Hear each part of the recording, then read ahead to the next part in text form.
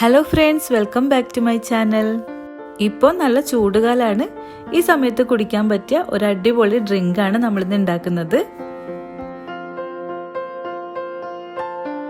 ഇതിന് മെയിനായിട്ട് വേണ്ടത് പച്ചമാങ്ങയാണ് കേട്ടോ. ഞാനപ്പോൾ ഇതുപോലത്തെ ഒരു മീഡിയം വലുപ്പത്തിലുള്ള പച്ചമാങ്ങ എടുത്തിട്ടുണ്ട്.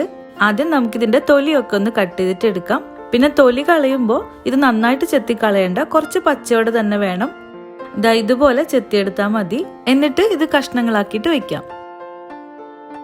ഇനി ജ്യൂസ് അടിക്കാനുള്ള ജാറിലേക്ക് ഈ പച്ചമാങ്ങ ഇട്ട് കൊടുക്കാം. ഇതിന്റെ കൂടെ കുറച്ച് കാര്യങ്ങളൊക്കെ ചേർക്കാനുണ്ട്. ഇതുപോലത്തെ ഒരു ചെറിയ കഷ്ണം ഇഞ്ചി ചേർത്ത് കൊടുക്കാം. പിന്നെ ഒരു ചെറിയ കഷ്ണം പച്ചമുളക്, ഒരു മുളകിന്റെ പകുതിയാണ് എടുത്തത്. നിങ്ങൾക്ക് കാന്താരി മുളക് കിട്ടുകയാണെങ്കിൽ അതൊരെണ്ണം ചേർത്താൽ മതി, അടിപൊളി ടേസ്റ്റ് ആയിരിക്കും. ഞാനിപ്പോൾ സാധാ പച്ചമുളകാണ് എടുത്തത്. പിന്നെ വേണ്ടത് ഒരു 3-4 പുതിന ഇല, ഇത് ചേർത്ത് കൊടുക്കാം. മധുരത്തിനുള്ള പഞ്ചസാര വേണം. നമുക്കിതിൽ 2 ഗ്ലാസ് ജ്യൂസ് ഉണ്ടാക്കാം. ഞാനിപ്പോൾ ഇതിലേക്ക് 2 ടേബിൾ സ്പൂൺ പഞ്ചസാരയാണ് ചേർക്കുന്നത്. ഇത് മധുരം കുറവായിരിക്കും, ഒരു 3-3.5 ടേബിൾ സ്പൂൺ വരെയൊക്കെ ചേർത്ത് കൊടുക്കാം.